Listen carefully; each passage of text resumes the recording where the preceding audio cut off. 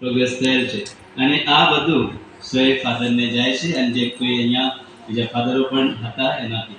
So all those fathers who have come and made this place, and it is a shrine of Our Lady of Guadalupe.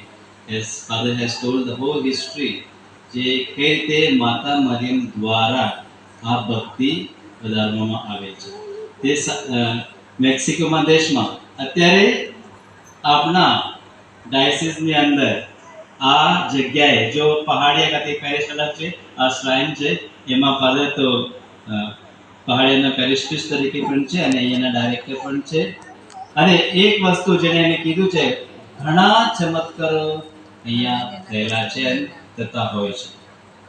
બહારથી લોકો આવે છે અને આપણામાં આપણે પણ આશા રાખીએ આજના દિવસે જે આપણે પોપ સાહેબે જો કહી છે એ પાપના જો આપણે અસર એમાંથી દૂર થવા માટે જે નુકસાન પહોંચેલો હોય એમાંથી આપણે અત્યારે મુક્ત થવા માટે પોપ સાહેબ દ્વારા જો આપણને આશ્વાસન આપવામાં આવેલ છે એ મળી ચૂકી છે. એક વિશ્વાસથી આપણે આગળ વધવાના છે. અને ફાધરને અહીંયા જો લોકો આવે છે એના અમુક લોકો આ વિસ્તાર પણ એવો હતો કે આવે છે પણ કે ભૂત વળગેલા એવા લોકો પણ હોતા હોય ને, તમે સાંભળ્યું હશે આવા લોકો પણ અમુક જણા હતા.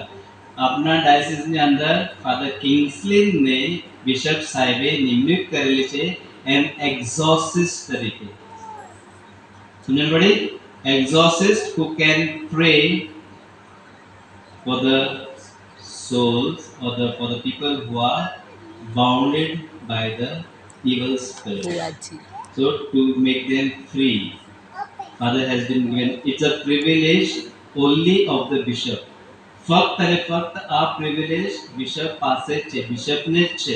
પણ બિશપ જેમને નિમણૂક કરે છે એના. તો ફાધર આપણા ડાયસિસની અંદર ફાધર કિંગ્સલીને આપવામાં આવે છે. ઘણા લોકો આવતા હોય એમાંથી સજા